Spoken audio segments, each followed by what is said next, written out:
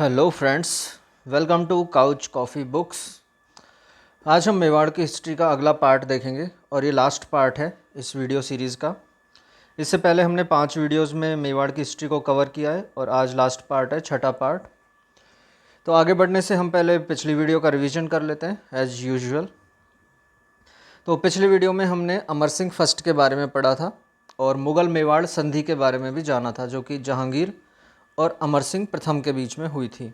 अमर सिंह प्रथम महाराणा प्रताप के बेटे थे और जहांगीर अकबर का बेटा था।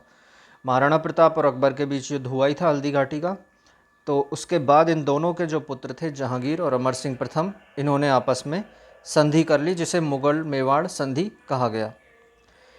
इसकी शर्तें थी, एक तो मेवाड़ का राणा मुग़ल दरबार में नहीं जाएगा बल्कि युवराज जाएगा।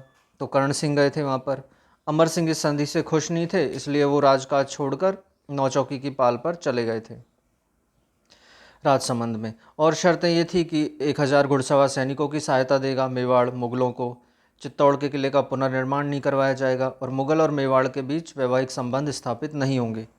संधि का हमने महत्व देखा था आगे कि सांगा और प्रताप के समय से जो स्वतंत्रता की भावना चली आ रही थी उसका पतन हो गया और जब युद्ध खत्म हुआ तो शांति स्थापित हुई मेवाड़ में, जिससे कलात्मक गतिविधियों को बढ़ावा मिला। हमने आगे ये पढ़ा था कि जब अमर सिंह नौचौकी की पाल राजसमंद चले गए थे, वहाँ पर कालांतर में राजसमंद झील का भी निर्माण करवाया गया राज सिंह के द्वारा। और मेवाड़ की तरफ से संधि का प्रस्ताव लेकर हरिदास और शुभकर्ण गए थे और मुग़लों की तरफ से खुर्रम या शाहजहाँ ने ये संधि की थी। फिर उसके बाद हमने अमर सिंह फर्स्ट के बेटे कर्ण सिंह के बारे में पढ़ा। उन्होंने उदयपुर में कर्णविलास और दिलखुश महलों का निर्माण करवाया, जगमंदिर महल का निर्माण शुरू करवाया जो कि पिछोला झील में स्थित है।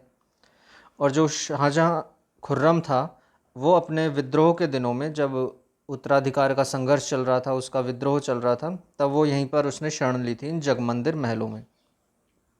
फिर हमने जगत सिंह फर्स्ट के बारे में पढ़ा कि कैसे उन्हें सपने में जगन्नाथ भगवान ने दर्शन दिए और उन्होंने उदयपुर में जगदीश या जगन्नाथ मंदिर का निर्माण करवाया, जिसे सपने में बना मंदिर कहते हैं। और उसके वास्तुकार थे मुकुंद, अर्जुन और भाणा। वहाँ पर एक प्रशस्ति भी है जगन्नाथ मंदिर पर, जिसके लेखक हैं कृष्ण भट्ट, और इस प्रशस्ति से हल्दी घाटी युद्ध की जानकारी मिलती है। जगत सिंह ने एक और मंदिर बनवाया था, नौजूबाई का मंदिर, जो कि उनकी धायमा थी।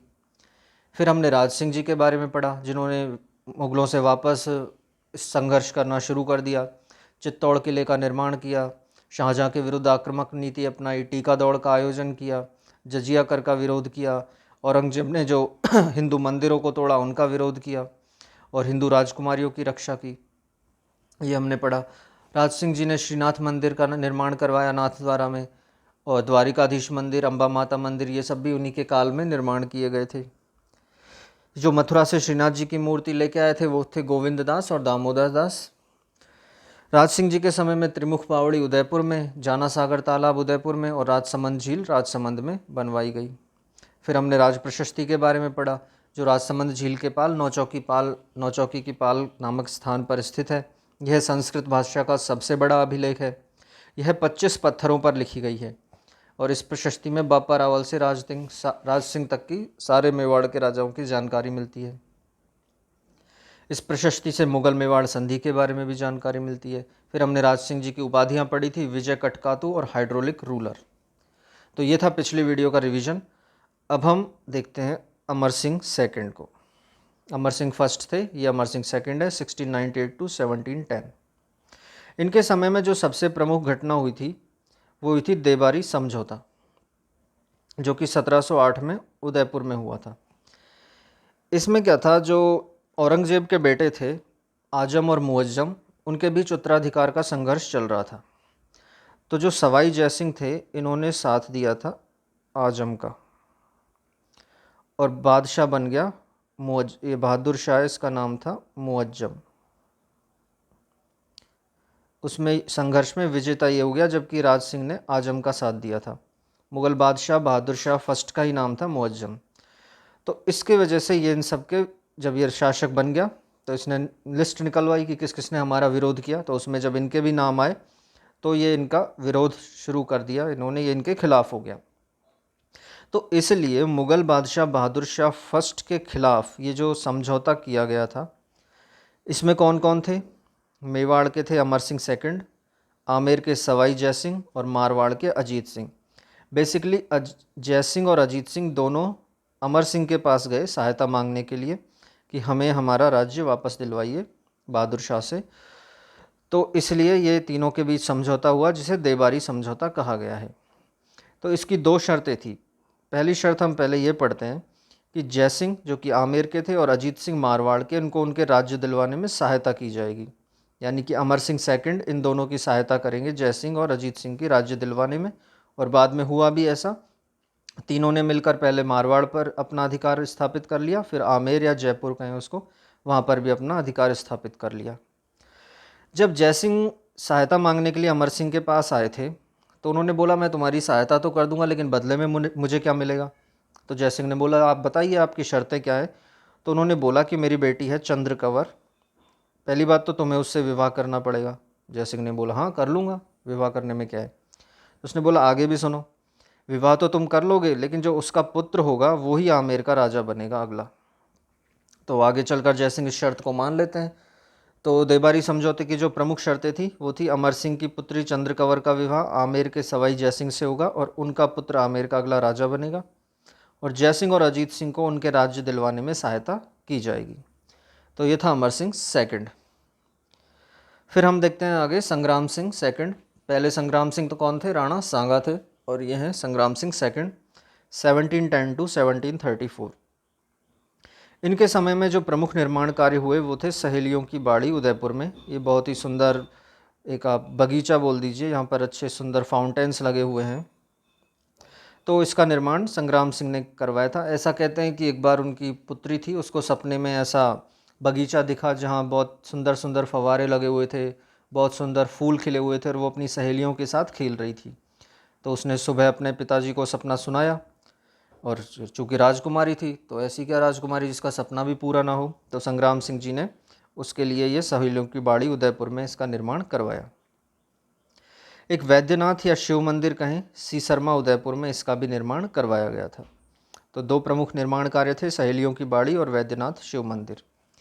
जब वैद्यनाथ शिव मंदिर बना तो यहाँ एक प्रशस्ति लगी हुई है जिसका नाम है वैद्यनाथ प्रशस्ति, जिसके लेखक हैं रूप भट्ट। इस जो प्रशस्ति है इससे एक जानकारी मिलती है बांदनवाड़ा युद्ध की। ये युद्ध हुआ था संग्राम सिंह सेकंड और मुगल सेनापति रणबाज खान के बीच, और इसमें विजेता हुए थे संग्राम सिंह सेकंड। तो वैद्यनाथ, अगर प्रश्न आए बांदनवाड़ा युद्ध की जानकारी किस प्रशस्ति से मिलती है, तो आंसर होगा वैद्यनाथ प्रशस्ति, जिसके लेखक है रूप भट्ट, और इसमें संग्राम सिंह सेकंड विजयी हुए थे। संग्राम सिंह सेकंड के समय में ही मराठों ने मेवाड़ से चौथ कर प्राप्त किया था। धीरे धीरे जब मुगलों की शक्ति का पतन होने लगा तो मराठों ने यहाँ पर अपना आक्रमण शुरू कर दिए, अपने अधिकार जमाने शुरू कर दिए। तो पहली बार अगर चौथ कर का कहीं उल्लेख मिलता है, जो मराठे थे मेवाड़ से चौथ कर लिया करते थे, तो ये उल्लेख सबसे पहले मिलता है संग्राम सिंह सेकंड के समय में। तो अगर क्वेश्चन आए मराठों ने सबसे पहले किस मेवाड़ शासक से चौथ कर प्राप्त किया, तो आंसर होगा संग्राम सिंह सेकंड। अगला हम देखते हैं जगत सिंह सेकंड को, 1734 टू 51। इनके समय में जो एक बहुत ही प्रमुख घटना हुई थी वो थी हुरड़ा सम्मेलन। ये दूसरी बार था जब राजस्थान के लगभग सारे शासक एक साथ मिलकर आए थे। इससे पहले सांगा ने जब बाबर के खिलाफ युद्ध कर रहा था खानवा का, उससे पहले पाती परवन से सभी राजाओं को संदेश भेजकर बुलाया था, और दूसरी बार ये था हुरड़ा सम्मेलन। ये हुआ था 17 जुलाई 1734 को। ये था मराठों के खिलाफ।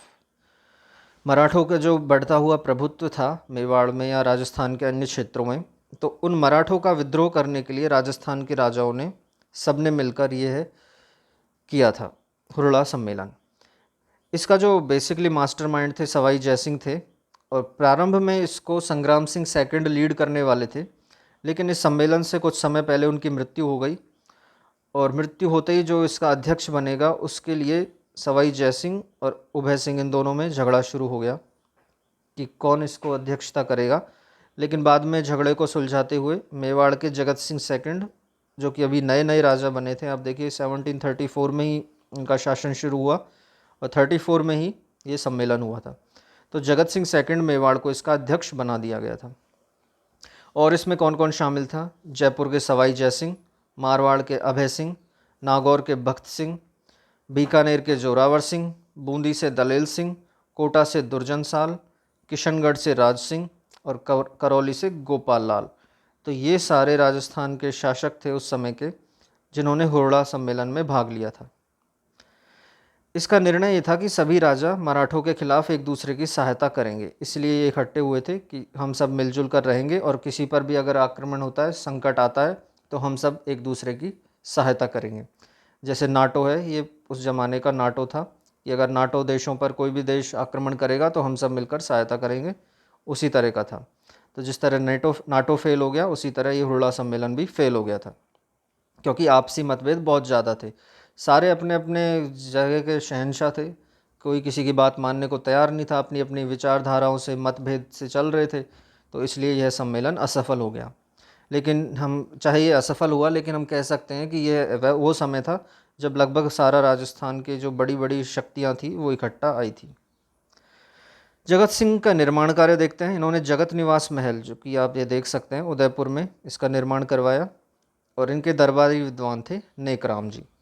तो इनके बारे में ज़्यादा कुछ है नहीं, बस एक हुरड़ा सम्मेलन का आयोजन हुआ और ये दो चीज़ें हैं कि निर्माण जगत निवास महल का और दरबारी विद्वान थे नेकराम जी। फिर हम देखते हैं भीम सिंह जी के बारे में, 1778 से 1828। इसको अब मैं थोड़ा समझाता हूँ आपको, भीम सिंह जी की क्या कहानी है। हम मेवाड़ का गोहिल वंश पढ़ रहे हैं, इसके शासक थे भीम सिंह जी। इनकी पुत्री थी कृष्णा कुमारी, और एक मारवाड़ में जो राठौर वंश थे, यहाँ भी भीम सिंह जी थे, यानी पिता भी भीम सिंह और जिससे इनकी सगाई हुई वो भी भीम सिंह। इनकी कृष्णा कुमारी की सगाई हो गई भीम सिंह के साथ, मारवाड़ राठौड़ के। लेकिन विवाह के कुछ समय पहले इनकी मृत्यु हो गई और इनके छोटे भाई थे मान सिंह, वो यहाँ के शासक बने। जब सगाई हुई भीम सिंह के साथ, उनकी मृत्यु हो गई, तो इन्होंने फिर दूसरी सगाई कर दी जयपुर के जगत सिंह के साथ। कृष्णा कुमारी की दूसरी सगाई होगी जयपुर के जगत सिंह के साथ। मान सिंह को किसी ने भड़का दिया कि यार, जब भीम सिंह जी से सगाई हुई, उनकी मृत्यु हो गई, तो उसके बाद तो तुम्हें बनना चाहिए, उनका वर तुम्हें बनना चाहिए, तुम्हारे साथ सगाई होनी चाहिए। इस बात को लेकर दोनों में बहस छिड़ गई और एक गिंगोली है पर्वतसर नागौर में जगह, वहाँ पर इनका युद्ध हुआ 1807 में। तो अगर क्वेश्चन आए गिंगोली पर्वतसर का युद्ध किस वजह से हुआ था, तो बेसिकली कृष्णा कुमारी को से ये दोनों विवाह करना चाहते थे, मान सिंह और जगत सिंह, इसलिए इन दोनों ने आपस में ये युद्ध किया। युद्ध में एक ये थे सेनापति अमीर खां पिंडारी और अजीत सिंह चूंडावत, ये सलूम्बर के थे और ये टोंक के थे।